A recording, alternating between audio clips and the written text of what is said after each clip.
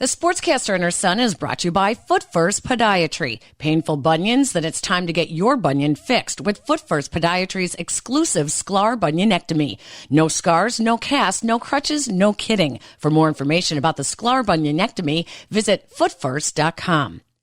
And by Electroflex, a global leader in electrical conduit for over 60 years, makers of Liquidite flexible conduit, electrically connecting our world.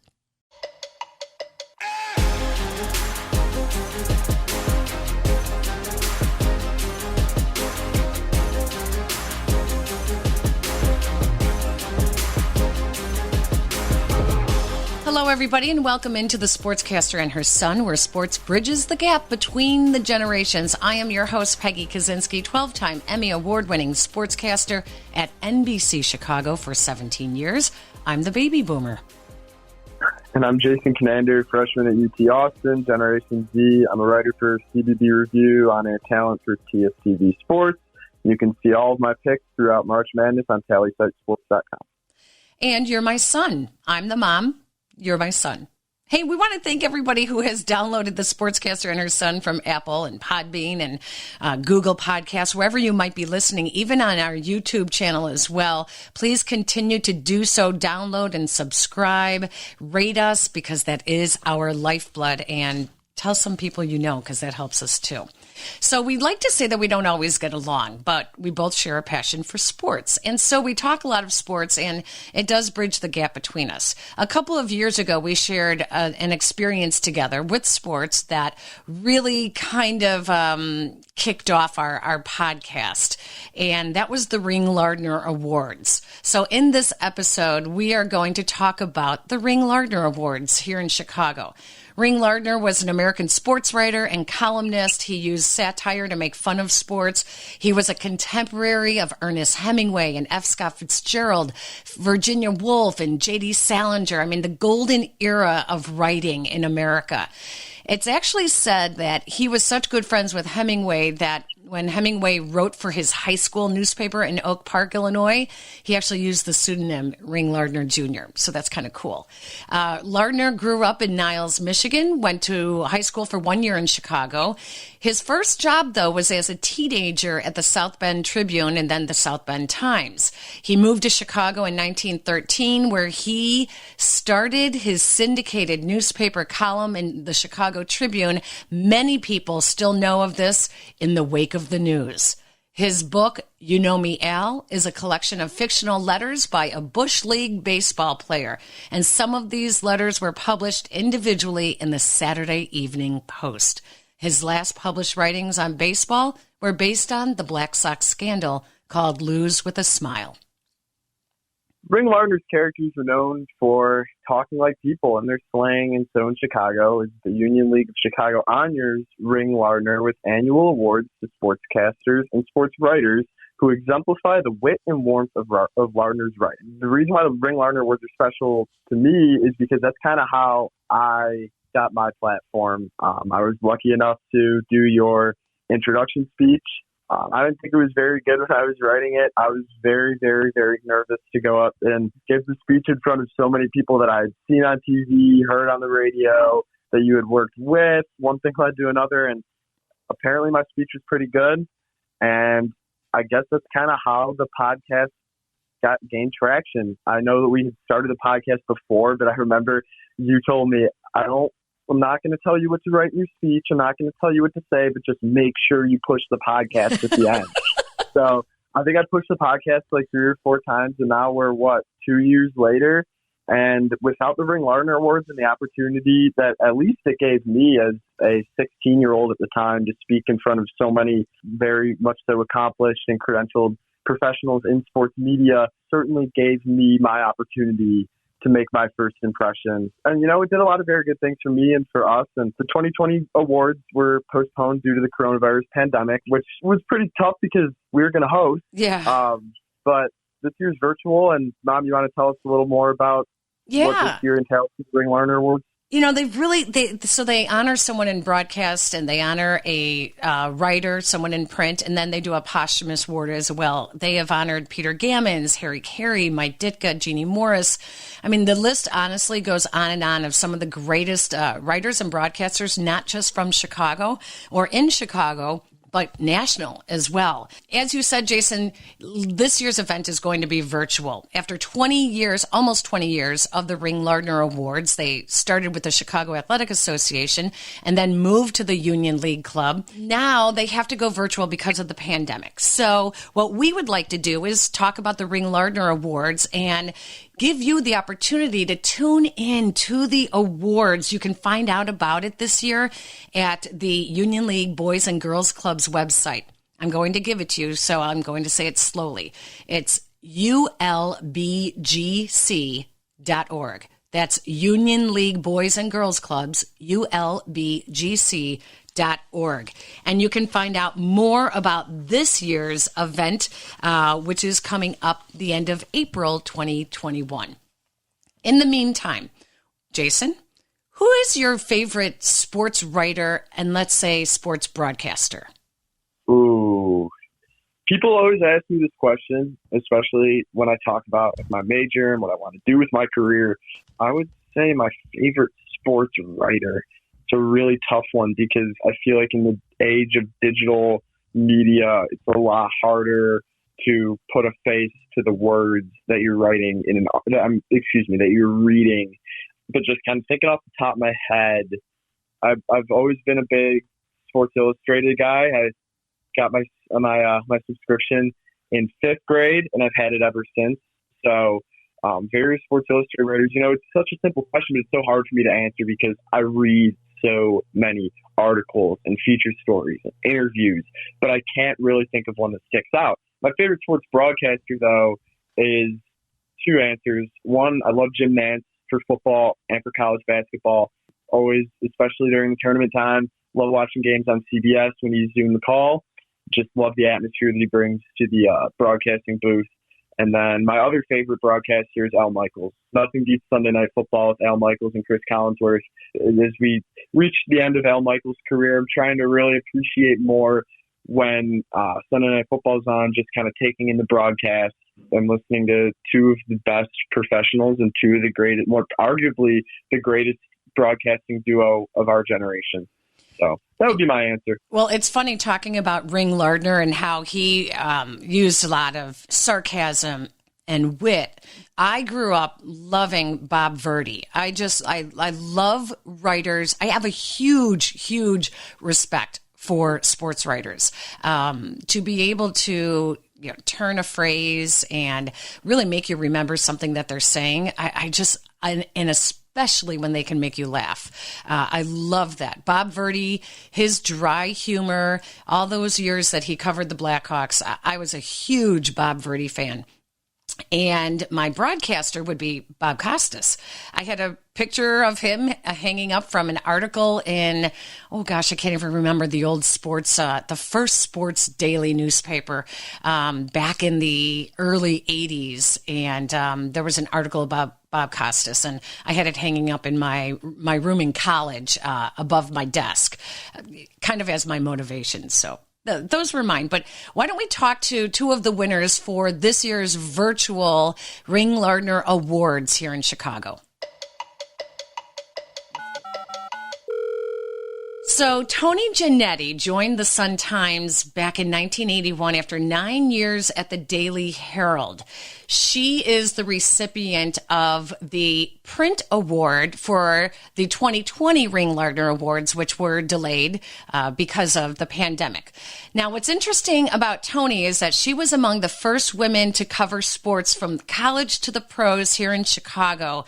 She retired in 2014, but you can still catch her on Twitter, and every now and then, kind of like me, she's still working, doing an article here or there. And Toni is joining us now on the podcast. Welcome, Toni. It's great to hear from you. And Peg, thank you so much for having me. And, our friendship and our work status goes way back. So I'm really honored to be in your company in the Ring Lardner Award category. I really am. Oh my gosh, that means a lot to me. I have to ask you this though.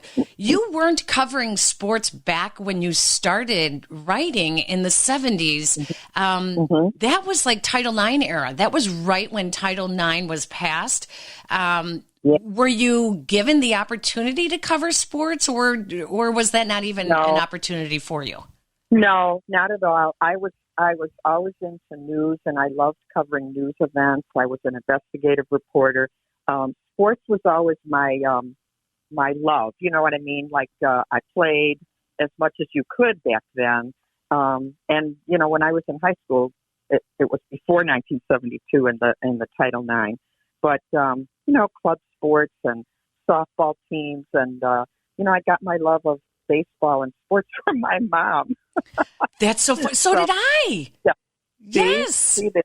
Oh, I think people don't realize how, and I bet even boys, if they think back, if they had a dad who was into sports, that was great. But if mom was there, I mean, it really got entrenched. I love it. Jason knows about that too, right, Jason? I mean, having a mom that's so into sports like this. Oh, I love it.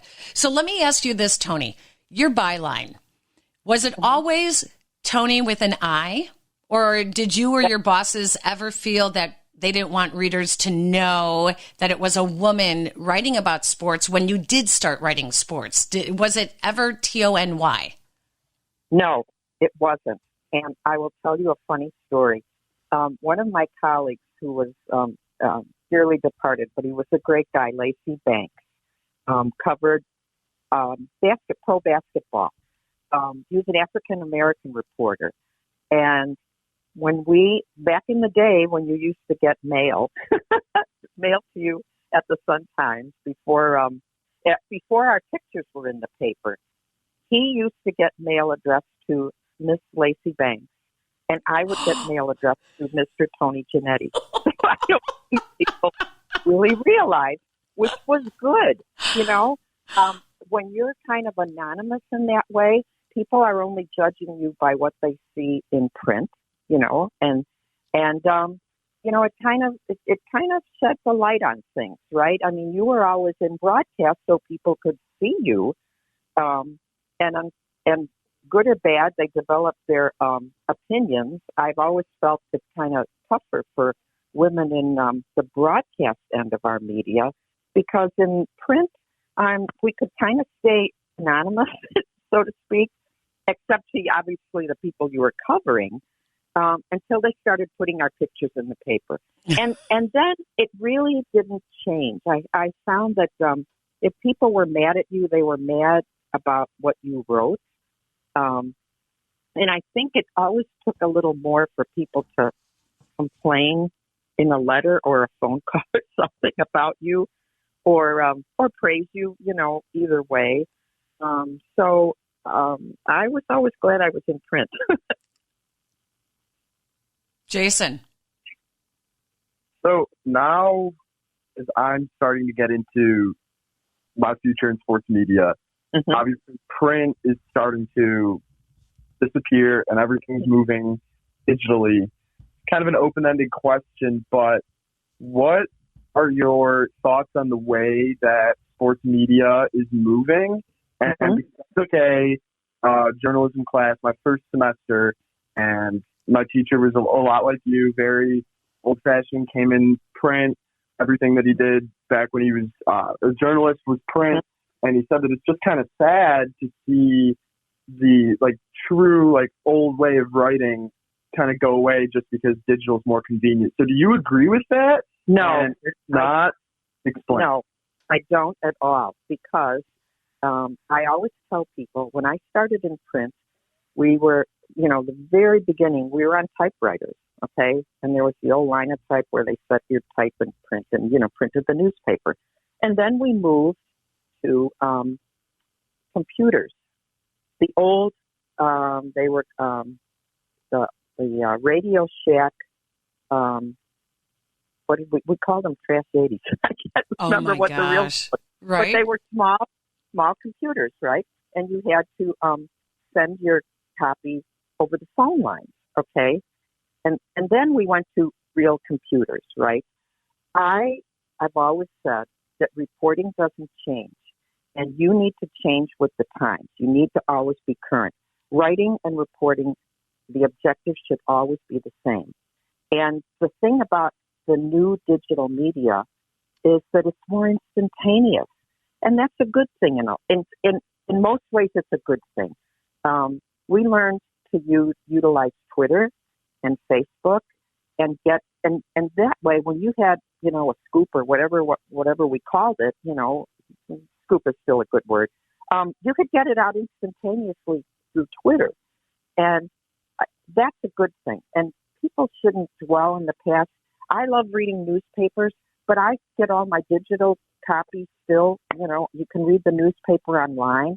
It's a way to get out there and still reach your audience and reach a wider audience, probably, because it's just the physical nature of getting a newspaper out is getting tougher and tougher. So I don't live in, it's great to come up in the past, but we always learn to adapt, and that's what this business is about. And, so I would kind of disagree with your professor if he's lamenting. The horse and buggy gave way to the car. So come on. Right. Keep up with the times. That's what journalism is about.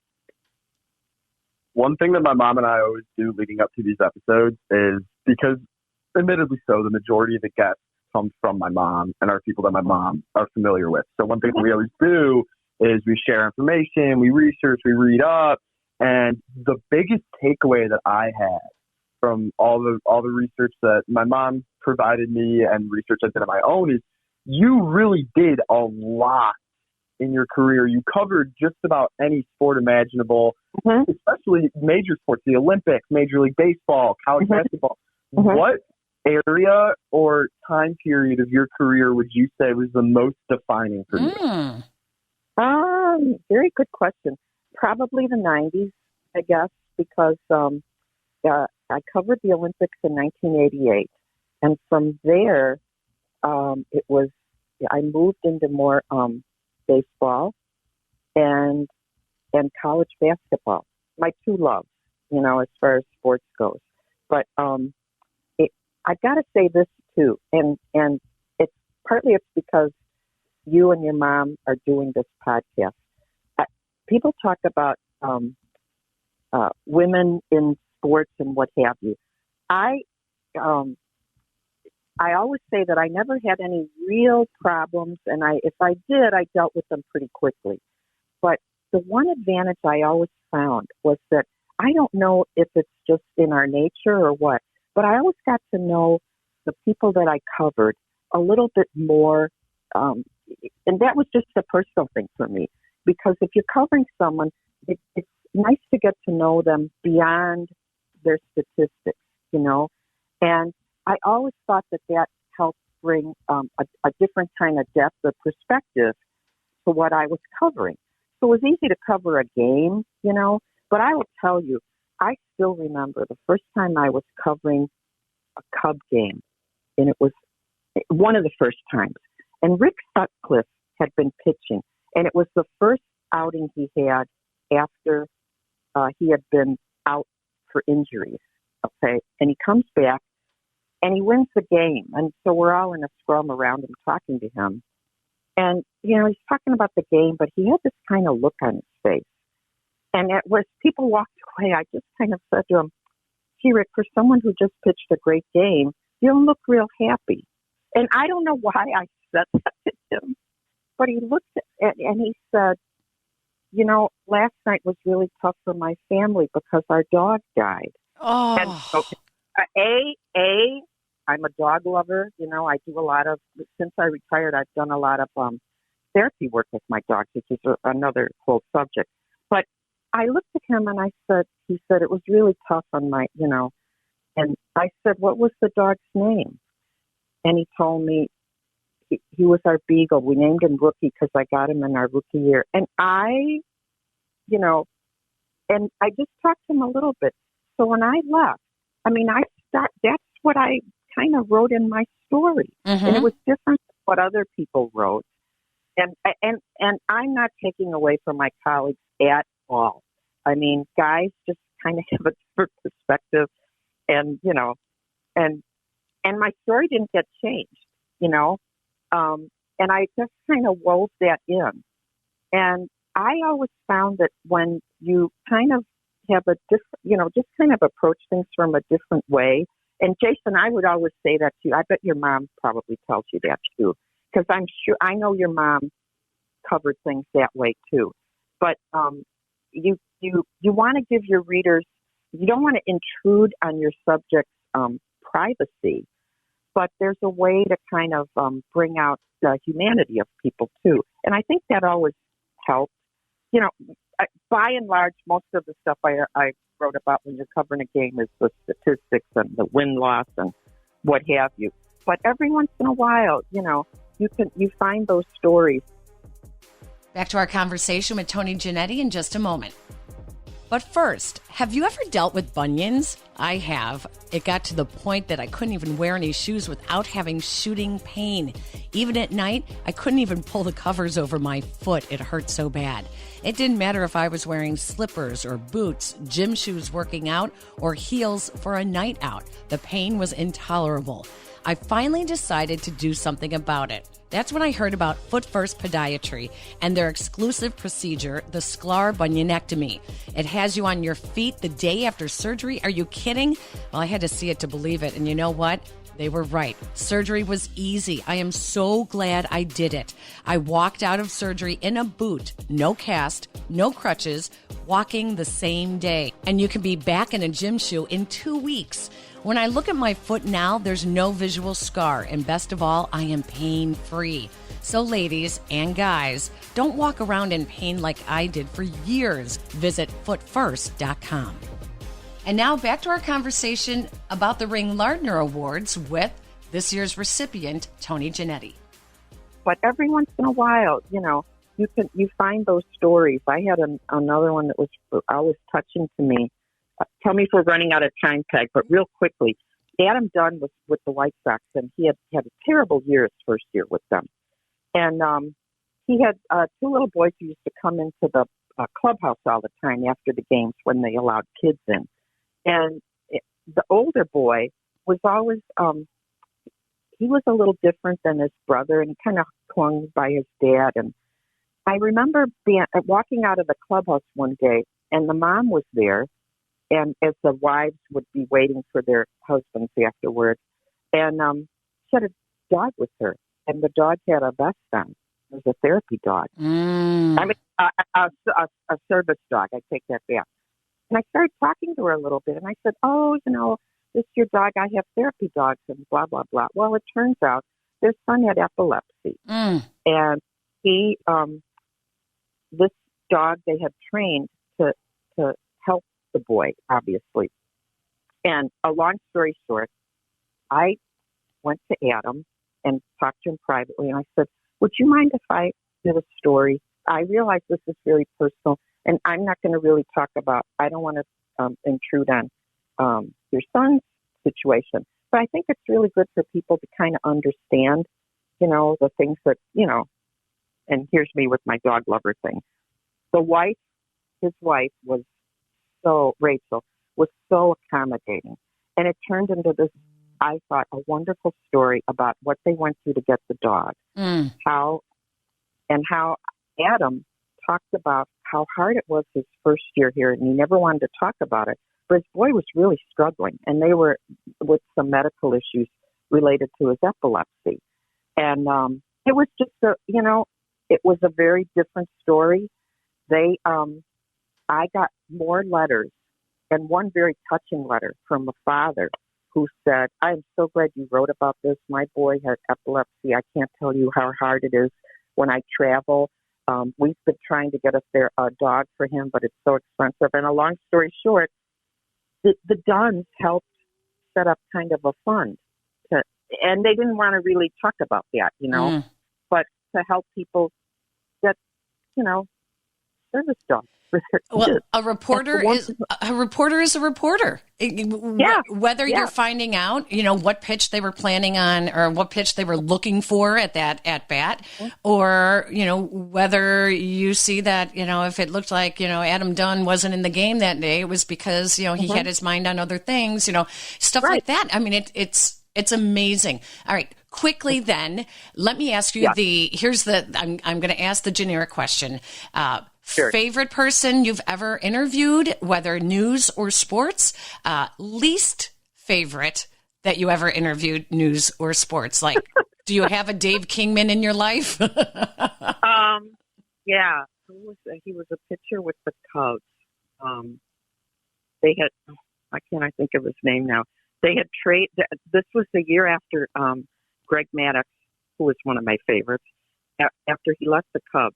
And they signed two pitchers that they thought would take the place of Maddux, and nobody took the place of Maddux.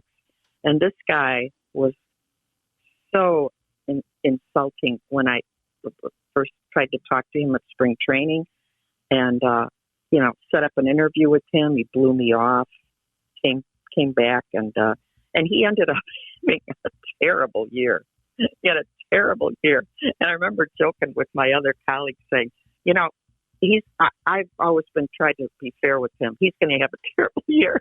And they used to joke with me saying, oh boy, don't ever get Tony mad at you. and and among the favorites, Jackie Joyner Kersey was just a doll. She's an Olympic track runner. Had asthma. She overcame some physical challenges in her life too. I could name a couple others. Managers, Jeff Torborg, just a great guy. Ozzie Guillen, another one of my favorites, and Coach Ray Meyer. Yeah, like a second. Just a wonderful human being. And I think that you don't think about the ones that, the ones who are kind of, pills or whatever.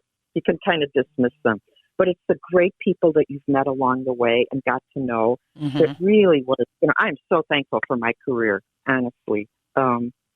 Really, really wonderful people most of the time and that you meet. And it's great, Jason, why don't you wrap it up for us with the last two questions? Yeah. Okay, first question. Tell me a little bit about your experience being a voter for the Baseball Hall of Fame. Oh, that was something that I really felt honored when I first went. You have to be in for 10 years before you get a ballot. And something that I took really seriously. And I remember the first ballot that I got, I was looking at some of the names and I thought, you mean this guy isn't in the Hall of Fame yet? And I remember, I'd look at names and going, oh my gosh. And I remember for the first couple of years after I was voting, I remember Bert Blyleven. I looked at his statistics and I thought, how is he not in the Hall of Fame? And he was a broadcaster for the Minnesota Twins at the time. And I remember they were in town for a game once, and I was talking to him, and I just said, I just have to say this. I cannot believe you're in the Hall of Fame, and I just want you to know I vote for you. And he was so appreciative. He eventually did get in. And they even, for a couple of years, they asked me to help review when they were changing their policies to look at past players who would go in on the Veterans Committee thing. The first year they did that, they asked me to help. They asked a number of reporters, and I was one of them who kind of helped produce that first ballot. So that was a real honor, too. Okay, second question? Yeah, last question. I cannot help but ask, you covered 4 Final Fours, correct? Yeah. Which of the 4 was your most memorable? Because covering a Final Four is one of my absolute biggest dreams as a broadcaster, writer, whatever I'm going to get into. I so hope you get to do it because that is so much fun and so, challenging. the one I remember the most, I think, was the last one when Illinois got to St. Louis in 2005, and they got to the championship game, and I was one of the backup reporters, so to speak. So they always had me covering like the other team, which was always kind of hard, you know. Yes. Yeah, they were all great. They were all great, and I had such great memories from all of them. Meeting, and it helps you connect with a lot of people around the country too, which helped me later on as I was covering DePaul Basketball and Loyola and UIC and some of the other local teams and stuff. It was really great. Yeah, I hope you get to do it, Jason. I love it. I actually gave him a Christmas present a couple of years ago. Jason, what year was that we went to the Final Four? How could you forget 2016 when Villanova won the championship on a buzzer? Yeah. It was unbelievable. I mean, it was so great to see that in person. But you know what, Toni? I wish we could all be in person for the Ring Lardner Awards and give you a standing ovation. Please, hear the standing ovation all the way from my house to yours. You deserve the award, especially when it's named after a sports writer. I really respect the heck out of you writers, and congratulations. And we look forward to following the event virtually this year and seeing all the acceptance speeches, I should say. And is Rick Tellender doing your introduction? Yeah, he is. Uh-oh. I know, I'm scared. Well, it's great to hear from you. Congratulations, and thank you for joining us on the podcast. Thank you so much. I enjoyed being with both of you. Thanks a lot. You got it. Congratulations, Toni. Congratulations. Thank you so much.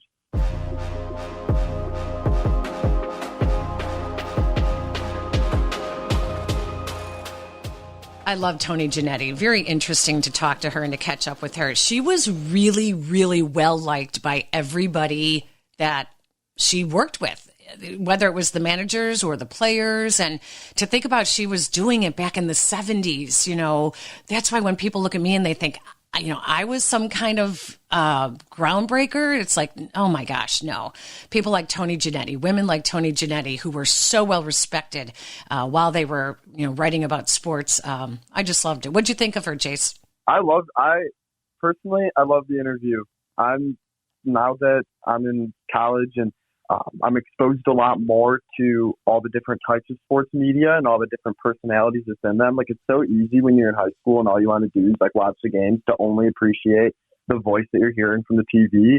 But once you get into college and do a lot more reading, like I explained earlier, I read so many articles, predictions, feature stories, columns, etc.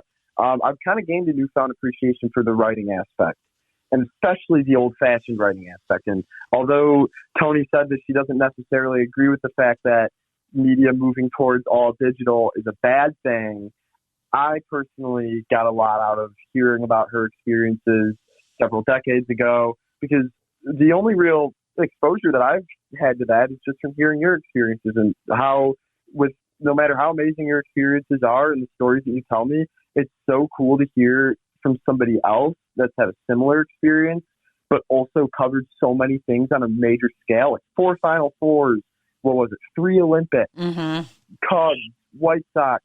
She covered everything in such a short period of time almost. That's what I want to get out of being a sports broadcaster or a writer or just being involved in sports media. I want to be one of those people that's kind of like a utility knife, can cover any single event, any team, any sport, any gender, whether it be international or domestic or the World Series or the Olympics or the Final Four or the national championship game. I want to be like that. So it was very refreshing and enlightening to hear from her and hear about her experiences. And now that her career is over, to just hear her reflect on her career. I loved it. I got a lot out of it. And you know what? Since this is in honor of Ring Lardner and the Ring Lardner Awards in Chicago, then let's skip predictions. Let's just say for our final thoughts to all of you sports writers whose words ring in our hearts and souls, we thank you. We thank all of you. And, let's do our traditional goodbye, Jace. Let's do it. So first and foremost, our thanks to Adam Yaffe. A new year, but the same professional expertise that he gives us in guiding the show. We'd also like to thank Aldo Gandhi and the Barroom Network. It's been such a great start on the new platform. Some of the best Chicago football podcasts are featured on the Barroom Network, so always be sure to check it out, but also make sure you're checking us out there on Podbean and wherever you get your audio. Our thanks also to Toni Ginnetti, longtime sports writer for the Chicago Sun-Times. You can follow her on Twitter, where she is still talking about college hoops, as she told us. And hey, if you are interested in the Ring Lardner Awards, we would love to have you take part, whether as a sponsor or how about just a viewer this year, since it will be online. Write this down, get your pen and paper, or just type it out on your computer while you're listening. Contact Marina Del Cid at m.siragusa, that is spelled S-I-R-A-G-U-S-A. That's m.siragusa at ulbgc.org. Or you can call this number, 312-765-0405. And we will also put this information on our website at sportscasterandherson.com. Don't forget to tune into the Ring Lardner Awards Thursday night, April 29th, 7 o'clock Central Time. You can go to the Union League Girls and Boys Club's website at ulbgc.org for more information. All proceeds from the Ring Lardner Awards go towards the Union League's Girls and Boys Clubs. You can find our podcast website, as my mom just said, at the sportscasterandherson.com. You can also find us on YouTube, Facebook, Twitter, and Pinterest, too. Thank you, everybody. Remember to download, subscribe, rate our podcast on Apple, Podbean, Google Podcasts, and wherever you may listen. Don't forget we're on YouTube. Thank you to our, Jason, we're almost at 16,000 listens and counting. Stay safe, everybody. That includes you, Jason, okay? Thank you, Mom. I'm getting vaccinated next week, so just about one more week is really following the COVID precautions. Nah, I'm just kidding. I was going to follow the precautions. But yeah, everyone stay safe, get vaccinated, make sure you're on top of that. I know it's a lot of work. I know it can be annoying to fill out the forms. I know that everybody I've talked to way too many people. I'm sorry, I'm kind of going on a tangent, but I've talked to way too many people with the mentality of, I'll let everyone else get vaccinated and I'll be fine. No. Go get that vaccine. We want herd immunity. We want a normal summer. We want to pack the stands, a guaranteed rate field. Everyone go out and get vaccinated. Stay safe. See you next time. All right. Goodbye, Jason. Bye, Mom.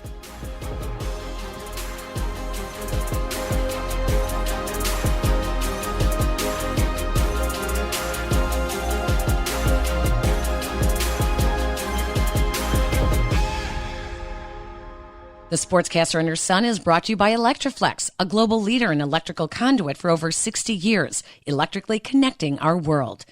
And by Foot First Podiatry. It's time to get your bunion fixed with Foot First Podiatry's exclusive Sklar bunionectomy. No visual scars, no casts, no crutches, no kidding. Visit footfirst.com. Hey everybody, it's Peggy. Thanks for watching this episode of The Sportscaster and Her Son. Do me a favor, click subscribe.